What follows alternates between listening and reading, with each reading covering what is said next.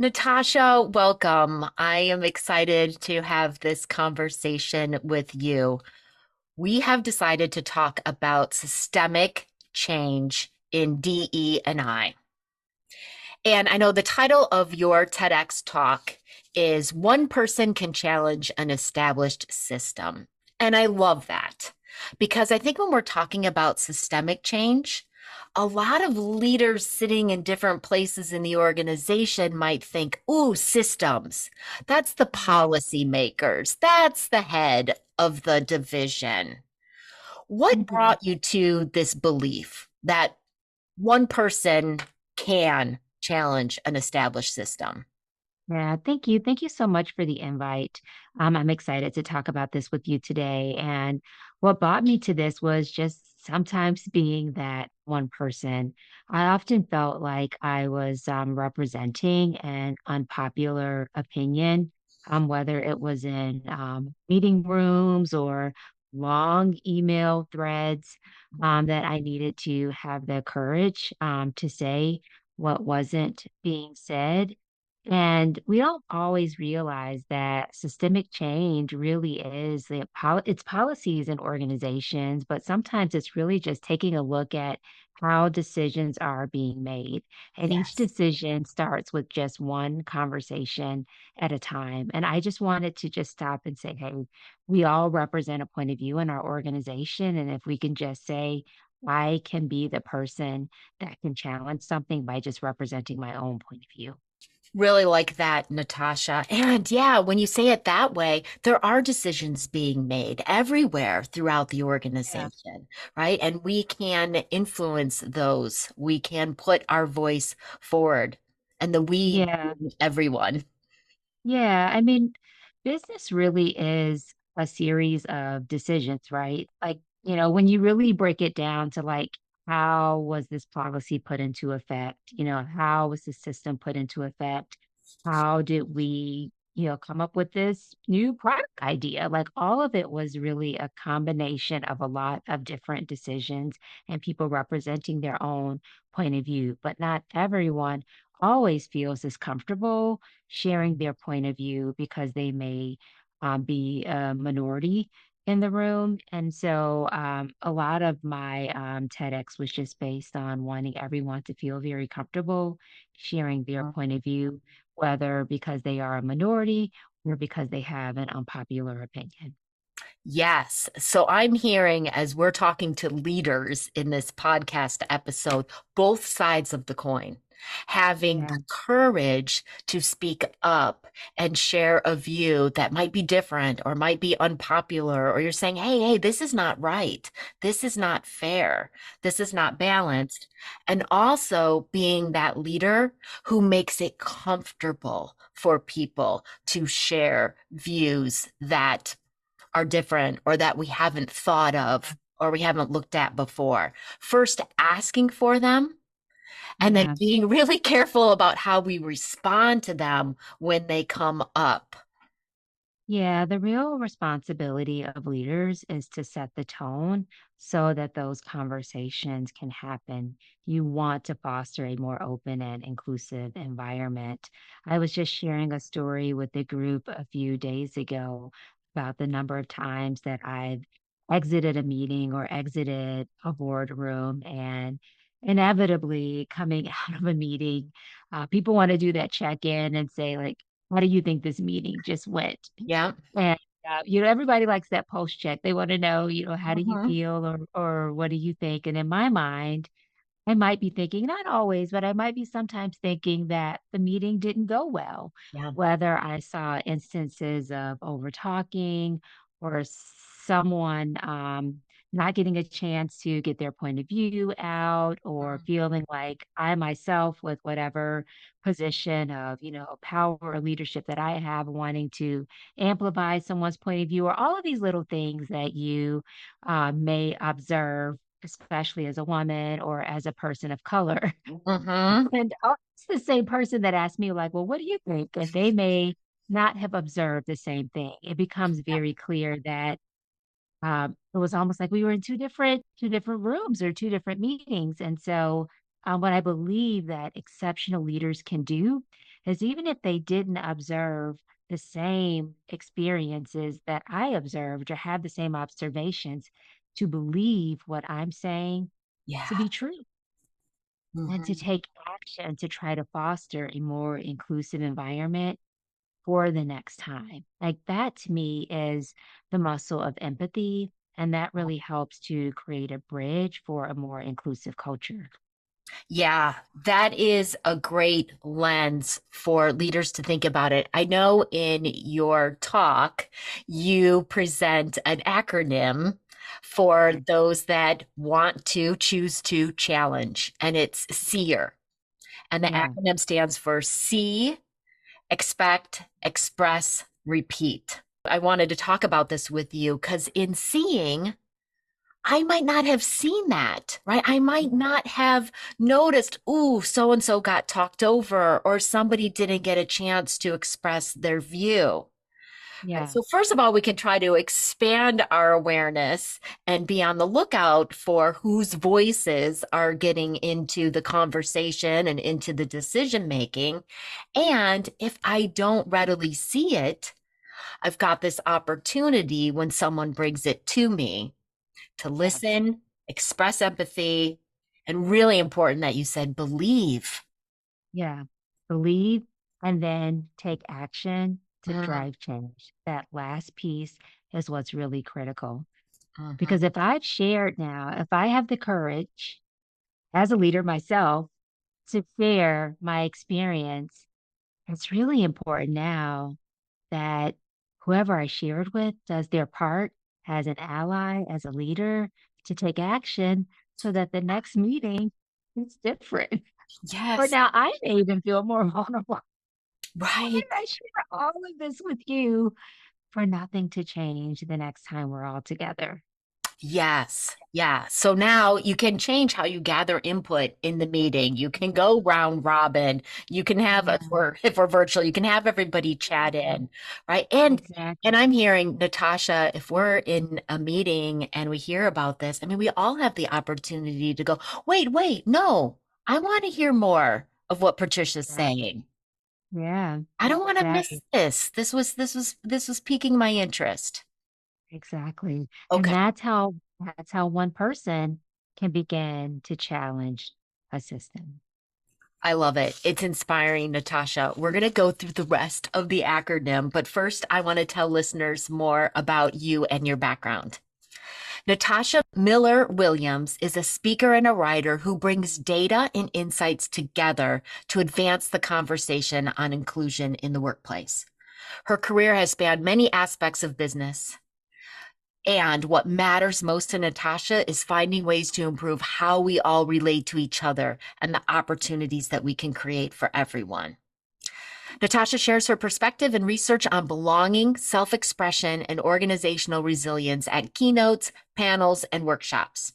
She's been a guest speaker for the Conference Board, Society for Human Resource Management, Diversity Inc., Diversity MBA, Human Capital Institute, and many talent inclusion and performance conferences.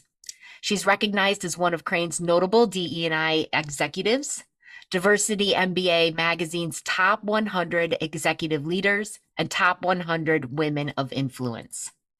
Natasha has been featured in several career and lifestyle magazines, including Black Enterprise and Sharp Heels. She sits on the editorial board for Training Industry Magazine and on the board of directors for the Village of Oak Lawns Chamber of Commerce. You are involved. Thank you for being here, Natasha. Thank you. And I'm really excited to be here with you today. Thanks. One thing that you said in your TEDx talk that grabbed my attention is that when we're seeing processes, systems that are unfair, unbalanced, that they might even be systems that we had a hand in creating. They might Yeah. be our own systems. Yeah. How do we see that, Natasha? How is there not a huge blind spot there? I think we all need to be open to the fact that, systems need to be changed. And I actually found a quote recently that really resonated with me. And I wrote it down because I wanted to share it with you today. Great. It says, When I criticize a system, they think I criticize them. Mm, That is, of course, because they fully accept the system and identify themselves with it. I've been yes. reflecting on this quote more and more.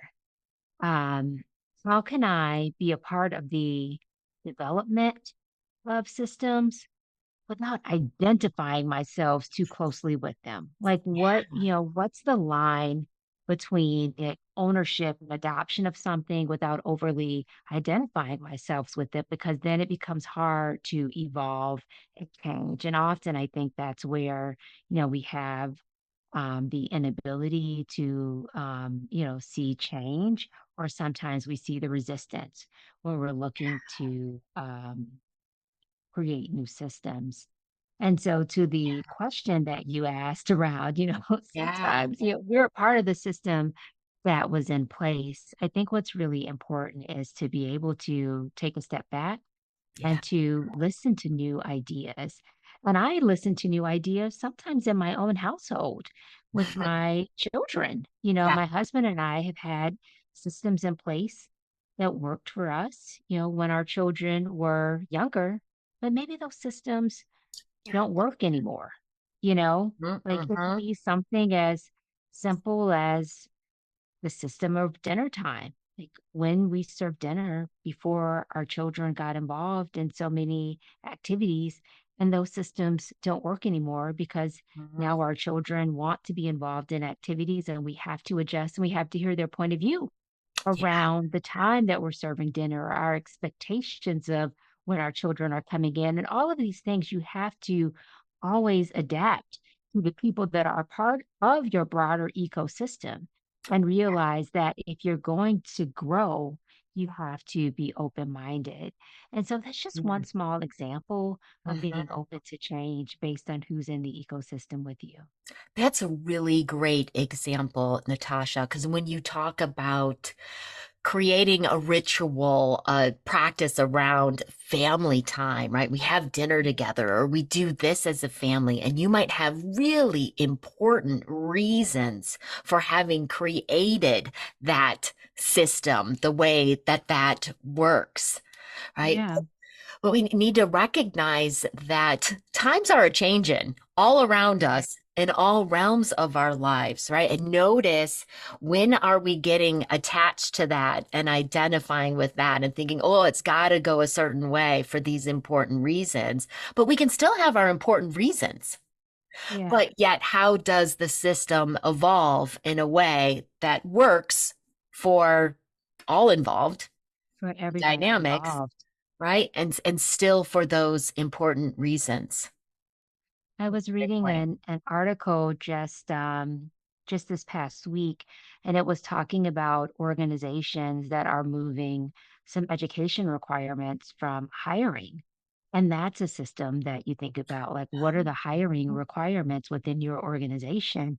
And maybe at a point in time, specific education requirements were necessary for whatever reason. You Mm, required a bachelor's degree or you required some very specific form of, education. But now, skills-based experience may be what you need and demonstrates that someone can be excellent in the role. And this particular article was highlighting the organizations that have moved from an education requirement to a skills-based requirement. And so that's okay. really challenging a long-standing system, It is. but for very specific and necessary reasons. And so, those are some of the things that, I believe translate to the workplace as well when you think about challenging a system. Mm-hmm. Agreed. And this seems like the perfect place to transition into the first E in the S.E.E.R acronym, expect. Yeah. What do we expect? Right? What Yeah. would be a fair and balanced system in this case? Yeah. Right? So they're changing Yeah. their expectations that you have to Yeah. have had this education in order to be able to demonstrate these skills, to being like, we expect you to have these skills, Yeah. however Exactly. you developed them. Exactly. And they know, in my TED Talk, I say, know what you expect as an outcome. So, what do they expect as an outcome? They are looking for people that have the ability to add value to their organization. That's the outcome. And Hmm. so, clearly, they will continue to hire people that have education as well, while opening up for people that can demonstrate the same through skill. And so I was really excited to see that, and I can perhaps share one of the links if it's something that you would include in your show notes. Absolutely. Absolutely. Yeah. Let's do that. Yeah, and that brings me back to the family system, family dinner, right? What do we expect as an outcome? And maybe Yeah. connection time, maybe it's time Yeah. to understand what's going on in everybody's world. Maybe it's just a shared experience, right? What Yeah. is that outcome that we expect, and what might be different ways to realize that To outcome? do that. Yeah, I can actually share building upon that. Dinner time has become more complicated in my house because of the types of things that my children are doing. And what I've realized now is that it's a lot easier to get the family together at breakfast. Everybody's Oh, here. okay. Everybody's here at 6:30 in the morning. And Wow. so, right now, what we're doing is having breakfast together. And so it's a change in routine. It's a new system, but we're having breakfast together as often as we can on weekdays and usually on Sunday morning. And so your family just has to evolve and create new routines, rituals, and systems that work for you. Terrific. So Natasha is a no for your 6:30 a.m. meeting request. That is family time. That's with my family. That's right. Mhm. So the next E I want to ask you about, Natasha, is express. And you point out in your talk that we can express in different ways. We can speak, we can write, we can bring allies in, we can, Yeah. express to other influencers. How can we express in a way that has the best chance of being heard and acted on? Yeah. This to me really leads into knowing your audience, just the basics of communication and knowing your audience overall. Um, I have really had to learn through some bruising here Yeah. over the years of my work in DE&I and in change management because I held a change management role a little bit earlier in my career and just realizing that change takes time. And so I shared I shared a quote with my husband last week. And I guess it's a little bit more of an expression than a quote, and it is that indifference leads to inaction. Okay. And so we were focusing on this quote that indifference leads to inaction.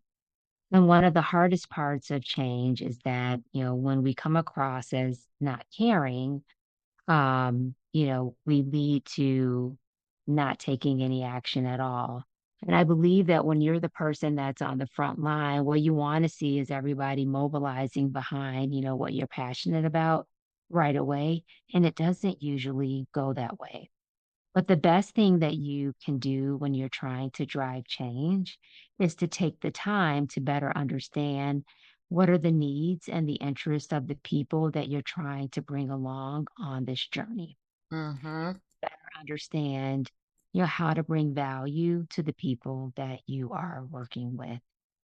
And so that's been my biggest learning in this work is to find the value for the people that you are working with and to bring everyone to the table at the same time. Excellent, Natasha. I was working with leaders actually earlier today about how to present up to their senior leaders to ask them to make a decision. And we talk Mm. about how important it is to understand what's top of mind for them, right? What do they value, like you say, and how can you relate what you're asking for to what's important to them? And I think this is interesting when it comes to something we might be challenging in the realm of diversity, equity, and inclusion. It might just feel like it's not right. This should be a different way. And Yeah. it can feel like, gosh, I shouldn't need to think about that. This person's voice should be included. We should be changing our recruiting practices. It's just something that should be done. And right? Maybe we increase our chances of having something done if we're speaking into what's most important to them. There was something that I heard recently. We were talking about this work and just talking about some of the challenges that we face when we are, talking to leaders, talking to people that are still learning or at a different stage of their learning. Yeah. And she was basically saying that y- every organization can't um, can't argue with wanting to have an environment where everyone grows and thrives and reaches their full Mm. potential. And Mm. so even if there are aspects of this where someone has a lack of certainty around why you might be doing something. There's Mhm. always something where someone might ask the question of, well, why are we doing this? Or, does it make sense to have this particular program or initiative? If you get to the fundamental of why are we doing this, no person, leader, or organization can argue with wanting to have a culture, wanting to have a workplace where every single person can grow, thrive, and reach their full potential. And Nice. ultimately, all of the pieces of what you're bringing together should work together to enable that. And Yeah. so even if one piece doesn't make sense to you, they should be working together to foster that. Okay. So there's some rationale leaders that you might want to tie to. Yeah, every person thriving, full potential. And I mean, we are all and rightfully so, focused on engagement, right? Since we've had the great resignation, since we've had quiet quitting, right? I think we're all tuned into how do we keep employees satisfied? How do we keep them Yeah, engaged? How do we yeah, get their best ideas and their creativity? And it might yeah, be by making the change that you're advocating for. yeah, yeah. There's been, a lot of, I'll even go so far as to say confusion Mm, in recent months about diversity and equity and inclusion and what what does it mean and looking at it like a pie and believing that it means more for some people and less for others and creating more opportunities here and less here and just kind of like really looking at it in that way, a zero sum game, as opposed to recognizing that the value in this work is to ensure that we are creating equity and the opportunities, as I just mentioned, for everyone to be able to grow and thrive and reach their full potential, and to ensure that any system that we have in place in our organization is fair, for everyone, whether it's a people related system or whether it's a purchasing system in terms of who we're doing business with, or whether it's some other type of system that's in place in our organization. I think we all at our core want to feel proud and have a sense of integrity that we work for an organization that's fair. Yeah. Yeah.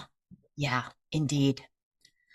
So the R in SEER, Natasha, is for repeat because we know there's a lot of work to be done here.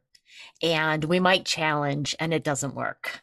We might challenge and a little bit gets accomplished. What Mhm. would you say to folks who are feeling discouraged? Yeah. Yeah, it's easy to get weary. I mean, some of the numbers around um, the turnover diversity offers, I think reflect, some of the weariness that you can have in this role. And even if you're not a diversity officer, I think if you're just talking about change management, there's a lot of turnover in change Mhm, management roles as well, because whenever you're trying to exact change and you're trying to move people along and get people to do new things or learn new things or implement mhm. some new software. I think about how fatigued I am when I have to like learn my new iPhone, which is like I went out and bought the new iPhone and now I got to learn a new iPhone and I'm like, oh man, I'm so tired of this. And that's just like change that I went and sought out myself. And so, Yeah, people can be resistant to change. yeah. And so, when I mentioned the R, the repeat, in being a seer, it's the mindfulness that you have to stay at it. You have to surround yourself with a network of people that believe in what Mm, you are doing, like that. um, that encourage you, and you have to be mindful of the fact that a bad system will try to beat a good person. A bad system Mhm. will try to beat a good person. Yeah, Um, but I strongly believe that a bad system cannot beat a good community of people. And so if you have a strong community of people committed to making change, that you can. yeah, yeah. I'm hearing your next actions might be getting more people in your community. And I love that. Yeah, they have a support system. Yeah, Exactly. it's important. I'm leading a cohort of women right now inside of a program that's designed to accelerate careers and to um, accelerate the careers of underrepresented populations inside of the organization. So they've got ethnic groups and they've got gender groups. And we're talking about some of what we call headwinds, right? Things that can naturally get in our way as females in the workplace. There's one leader who is talking about how on her team of technical people, she's always given the role of talking to the stakeholders, or you're the Mhm. relationship person because you're the Mm, female leader on the team, mm, right? Not being seen for your technical expertise in A, B, or yeah, C, right? So you're the female, you're going to do the relationship thing, right? And talking about how I don't need to play that role just because I'm the female. So we keep talking about how to influence. And I say this with leaders all the time. Sometimes it's about like kind of throwing spaghetti at the wall. Like we do our leadership due diligence, right? I'm working to yeah, influence the situation. I'm trying different things and knowing that you're continuing to try and learning from those attempts, right? What influences, what doesn't influence, right? So that, the next time they talk about stakeholder updates, could they possibly not look towards her? yeah, yeah. That's a powerful story and reflection. And I was just reading something that was talking about just in general, whether it's situations like that or women being asked to take notes or like do other things Oh, yeah. that all fell into this broader category of what was actually being described as like non-promotable tasks that women will be asked to do. And at first, earlier in career, women will actually volunteer to do these things. and just say, yeah, I'll be the one to do it. Whether because women may feel like we're good at these things, we can do them fast. And then in this study, it went on to say that even at a point in time when women stop volunteering to do it, if no one volunteers, women will volunteer. Like when there's like the awkward silence, then women will volunteer Huh? first before men are willing to volunteer. So then we'll go ahead and do it. And then even after that, Mhm. it still was not a promotable task, even though, we kind of stuck our neck out to do it. And so, all of this, not serving us well in our career. And so then when you have someone that actually goes out to say, like, actually don't want to do this, then don't ask me. Not only am I Yeah. not volunteering, please No, don't ask me. You no. still continue to see women being asked, almost voluntold. And so, it really is problematic, for women and then also for, different tasks that fall upon underrepresented groups, racially underrepresented groups too. Yeah.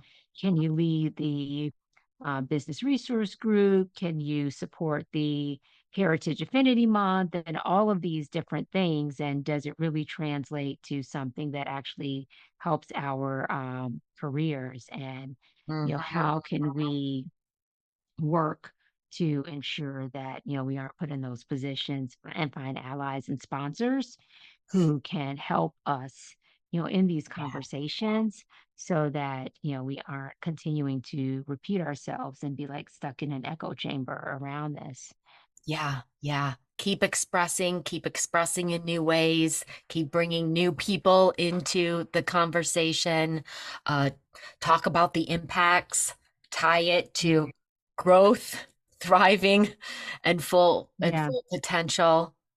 So much great practical information, Natasha, that you gave us. I'm going to do a little recap here at the end about the SEER acronym for a challenger, someone who wants to challenge a system that's not fair.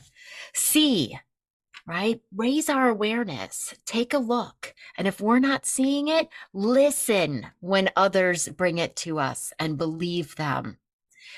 Expect, right? Know what you expect as an outcome. Get that clarity for yourself or build that clarity with others.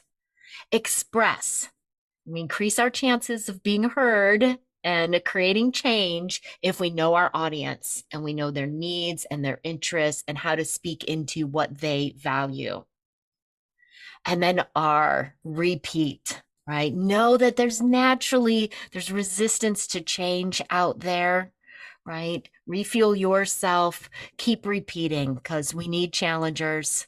We need systems to shift. Thank you, Natasha, for being with me Thank today you on the so Courage of a much. Leader podcast. Thank you so much. I really appreciated this conversation and this time with you today. Yeah, really great what you had to share. Thank you.